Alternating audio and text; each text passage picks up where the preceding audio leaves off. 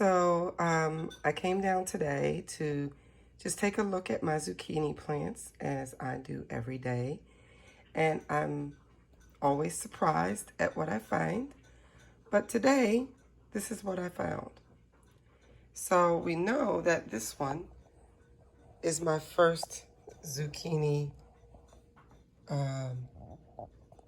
female flowering fruit that showed up. And it's getting quite big. It's probably around the zucchini part of it, the fruit part of it's probably about 2 inches. So it's the flower's growing, the length is growing, but it's slowing down in pace. From what I've heard, that's when it starts to slow down until after it gets pollinated.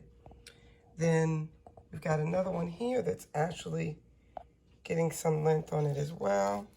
Doesn't have the dark green color yet, but that one's getting quite large as well. And then up inside here, we've got lots of male flowers that are gonna be opening up soon. There's another female down in there with some fruit attached to it.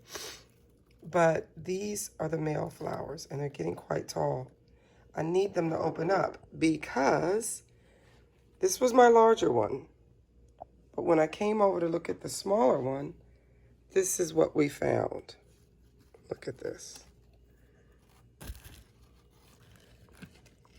The flower on this one is actually starting to open. It's going to need to be pollinated soon. Let me see if I can get around to see the side of it. Let me see if I turn it a little bit.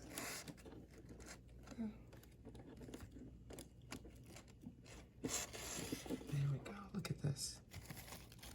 It's going to be a huge flower, right? In there is where I need to pollinate it. And I need some male flowers, right? I need male flowers to get the pollen.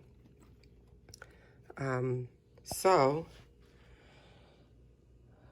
these look like they're going to open up the soonest, and hopefully they will open while she's still open and I can put some pollen in her. I see this plant does have some males growing, but they don't have much height on them. I don't think they're going to open soon. And while we're in here, our kale is still flourishing. The stems are short. Let's do a quick comparison to this kale and the exact same kale, but what we transplanted into the soil. So we'll come down here and look at this kale. This is the same kale. The stems are longer, they're spreading out. I believe the leaves are longer as well, bigger as well. So we'll see. We'll see which one's going to produce the best leaves. I put some mint here that I bought from the store, but I'm just kind of continually feeding it water because I want to use it for a few more days. And then my basil is very slow growing, but it's growing. So that's how our plants are doing. Oh, one more. Our transplanted plants from outside. Huge kale right there.